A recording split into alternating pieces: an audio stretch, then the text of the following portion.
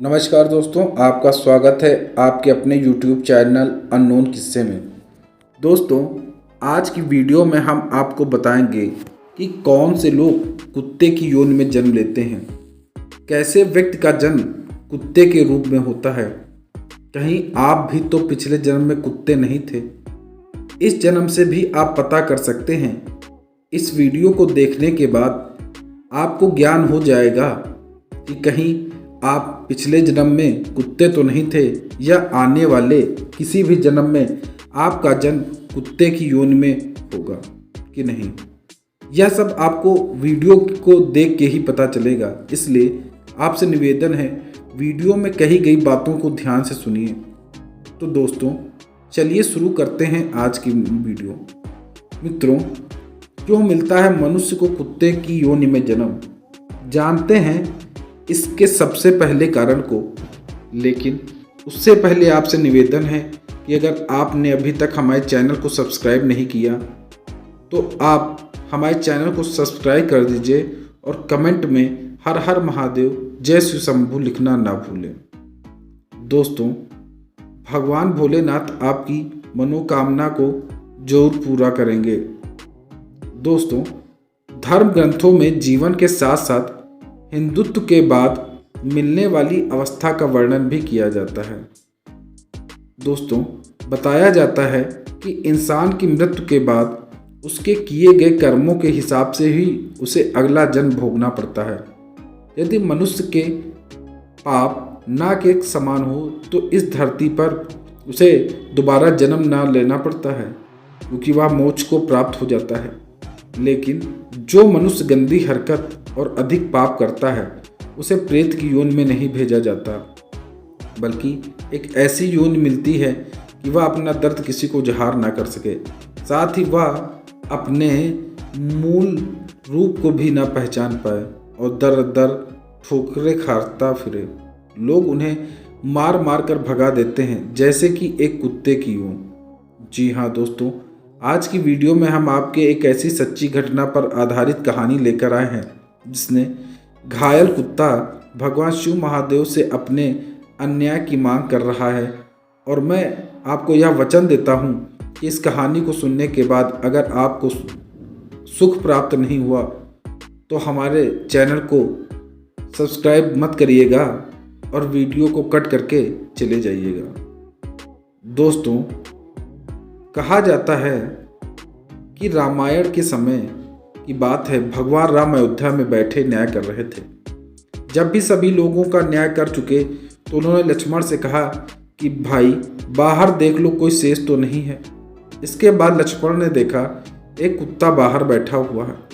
लक्ष्मण उसे अंदर लेकर आए और भगवान राम ने कुत्ते से देखा कि उसके पूरे शरीर पर घाव लगे हुए हैं। यह सब किसने किया, उसे कठोर दंड दिया जाएगा। कुत्ते ने कहा कि एक भिखारी ने उसे बिना किसी कारण बहुत मारा है। श्री राम ने भिखारी को प्रस्तुत करने का आदेश दिया। जब भिखारी राजा के दरबार में आया तो भगवान राम ने कहा, जो यह कुत्ता कह रहा है क्या वह सत्य है? क्या तुम अपना जुर्म कबूल करते हो? भिखारी ने कहा कि यह सत्य है, लेकिन मैं काफ़ी भूखा था, मुझे कुछ सूझ नहीं रहा था, इसलिए मैंने इस कुत्ते को मारा। राजा राम काफ़ी सोच में पड़ गए। उन्हें समझ में नहीं आ रहा था कुत्ते के साथ क्या न्याय किया जाए, क्योंकि वे जानते थे यह एक गंभीर मसला है। इसलिए उन्होंने कुत्ते से ही पूछा, तुम्हारे अनुसार इस भिखारी को क्या दंड मिलना चाहिए? उनका यह जवाब सुनकर सभा के मंत्रियों ने कहा, राजन आप यह क्या कर रहे हैं? भगवान राम ने उन्हें शांत रहने के लिए कहा। कुत्ते ने भिखारी को सजा सुनाई कि इसे कालिंजर मठ का धर्म गुरु बना दिया जाए। इसके बाद मंत्रीगण खुद को रोक नहीं सके। उन्होंने फिर राजा से प्रश्न किया, यह कैसी सजा है? इसके लिए भगवान राम ने कहा, आप स्वयं कुत्ते से पूछ लीजिए। कुत्ते ने फिर पूरी घटना बताई। कुत्ते ने कहा, मैं पिछले जन्म में कालिंजर का धर्म गुरु हुआ करता था। मेरे लिए यह एक बहुत बड़ा पद था, इसलिए मुझे घमंड आ गया।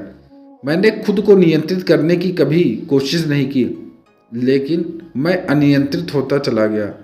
कुछ दिनों में मेरे घमंड के कारण मैंने देखा कि मैं पूरी तरीके से नष्ट हो चुका हूँ। मुझे समाज में काफ़ी बदनामी झेलनी पड़ी। जो मेरे लिए जीते थे मैंने उनको ही मृत्यु के घाट उतार दिया।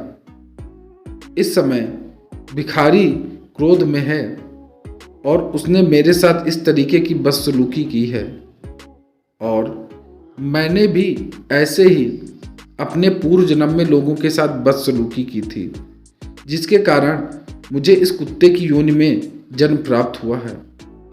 दोस्तों, इसीलिए मैं चाहता हूँ कि इस भिखारी को भी उस कालिंजर का मठाधीश बना दिया जाए, जिसके पश्चात आज भी इसे अपनी गलती का भले ना एहसास हो, लेकिन जब इसे कुत्ते की योनि में जन्म लेना पड़ेगा तो उसे एक दिन अपनी गलती का एहसास अवश्य होगा।